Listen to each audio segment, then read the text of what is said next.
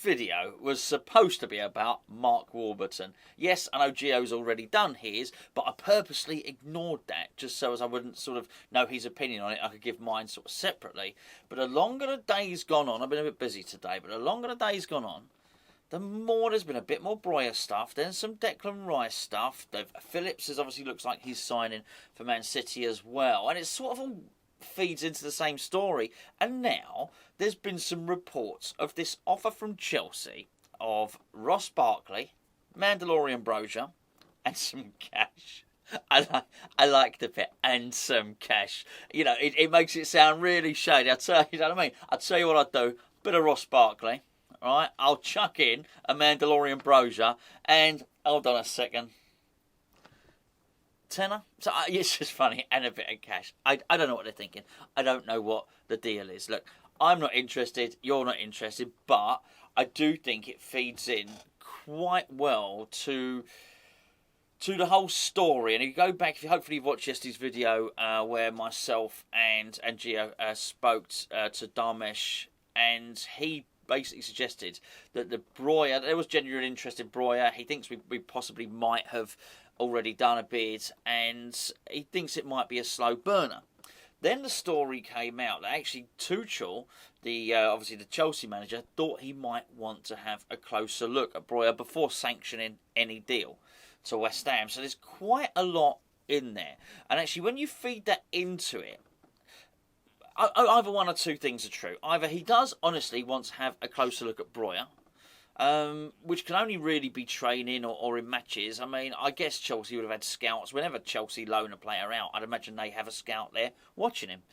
Or it's a little bit of a bargaining tool. It's basically saying, I don't know, West Ham, we might keep him. I don't know if we want to sell him to you. And then add into the fact that they're trying to use him as a make-weight, as a bit of a bargaining chip to get Declan Rice.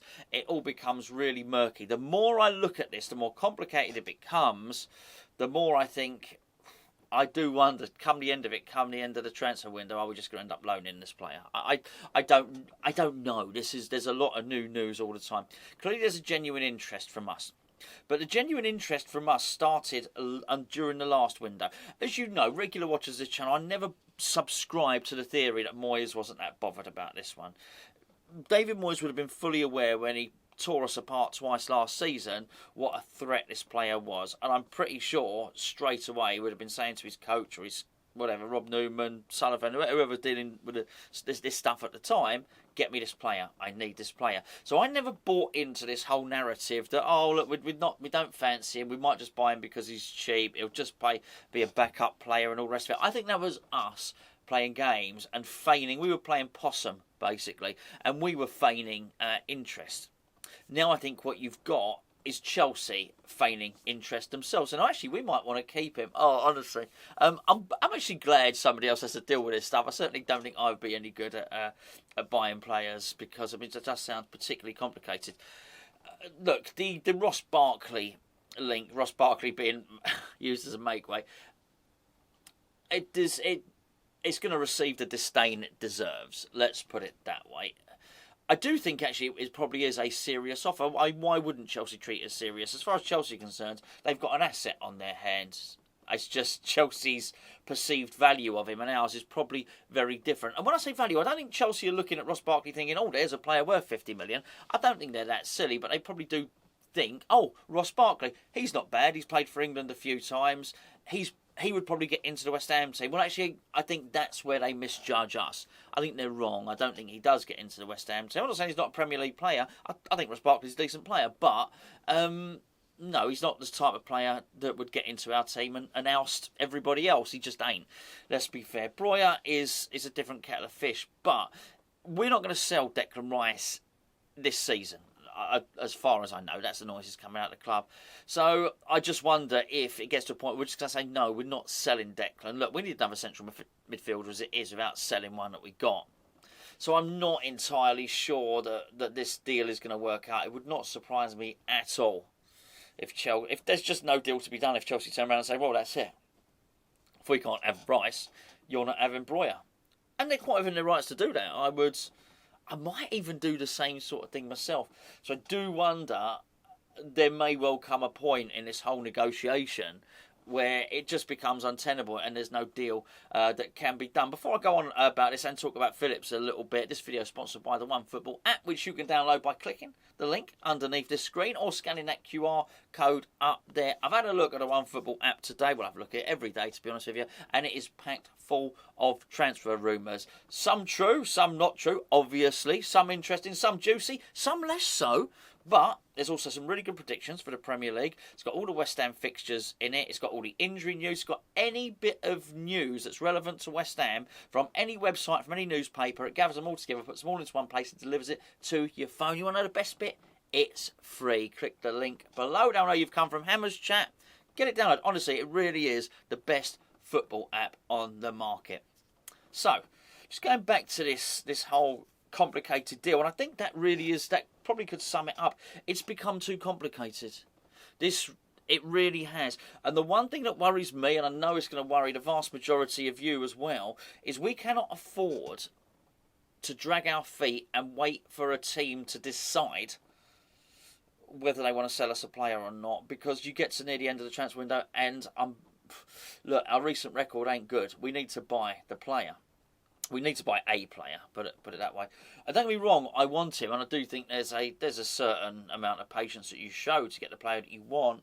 But when you put that into the context of actually we ain't been able to sign a striker for 18 months, then you apply that and you think, well, maybe there comes a point when we do actually have to move on to a different target. And see, the thing is, even if you separate this whole swap for Declan Rice, the whole Ross Barkley thing, you separate all of that stuff out and just take the isolated news on its own, that what Tuchel wants to do is have a look at Broja for I don't know why it was reported 2 weeks, but whatever, let's say a couple of games in pre-season, 2 or 3 games. Even that on its own, just as an isolated story without all the peripheral stuff, that becomes a problem for West Ham, because you're now dealing with a club who are not sure, even if we take it at face value, which I'm not sure I do, but if we take it at face value that Tuchel wants a closer look at him. Why would Tuchel want a closer look at him? Well, to see if he's part of his first team plans. They just sold Lukaku, right? Actually, logically, it makes sense from Chelsea's point of view. But if that's the case, then we're still dealing with a team that don't know whether they want to sell someone. And then you're in the situation of what if Broja plays, I don't know who they're playing, but I would suggest for the vast majority of Chelsea's pre-season fixtures, I'm sure they'll play a couple of glamour ties against whatever, PSG or Man City or whatever, but in the main, Chelsea will be playing teams that are not as good as them. It's not beyond the realms of possibility that Broja will score 2 or 3 goals in a pre-season friendly. What if that happens? Then you've got this double-edged thing where Tuchel's thinking, oh, hold on, I got rid of Lukaku. Actually, I might retain this guy. It's not going to cost me anything to retain him. And then Broja's thinking, hold on a second, there might be a future for me at Chelsea here. Whilst it said he is open to signing for West Ham, I mean, he's going to want to, if he thinks there's a legitimate chance of him playing first-team football, he's going to want to stay at Chelsea, isn't he? If he thinks there's no chance and Chelsea don't want him, of course, West Ham becomes a viable option. I think you also got there's so many layers to this. I think you also got to factor in maybe the embarrassment factor or the regret factor that Tammy Abrahams brings to this, and that is that Tuchel sanctioned the sale of Tammy Abrahams to Roma, and it's been a rip-roaring success. It really does. Also the fella Tomori. They sanctioned a permanent deal. I think it was to AC Milan. He's done really well. And then the other fella for 20-odd million, whose name escapes me, Crystal Palace, central defender. I'm sure you're right underneath, but anyway, it doesn't matter. The point of the matter is, they've already sanctioned a deal of 3 players who, had they have held on to them, they probably could have done a job for Chelsea, and particularly when you look at 2 of them as central defenders, and Chelsea just lost a load of central defenders. My point is, Chelsea's selling, whilst they might have got decent money in, has probably not been totally to their advantage. My point is, it might be a case of once bitten, twice shy. They might be looking at it now with Broja and thinking, hold on, they just might be a little bit reluctant, a little bit reticent to do it. I don't know. I mean, at the moment we're reading between the lines. Either it's true, either it isn't. If it isn't, then it really is just some big negotiating tactic. There's also something else to remember here as well. And that's, we've done business with Chelsea very, very recently, and that, of course, was with Kurt Zuma. That didn't happen quickly. That was a slow transfer.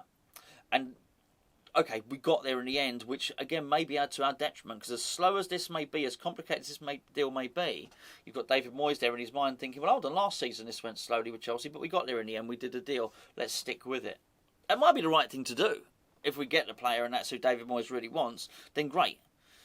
But I can't quite shift from my mind that we may be about to get into a sort of protracted and prolonged negotiation, which might not yield the outcome that we want as for West Ham. We might end up without strikers. So, again, when we spoke to Dharmesh on the video yesterday, he said he was quite confident that West Ham had other targets.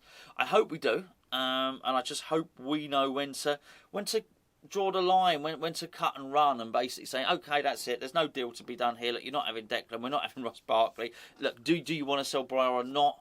And if the noise is still coming from Chelsea, and I want to sign him, you know this, I want to sign him. But if when we asked the question and we got the bid, and by the way, Chelsea's saying they might want 40 million, and we might value him more at 27 or something. Again, it's not insurmountable, but once you get to the point where there is a price that they would accept, it might be 32 million or whatever the case may be.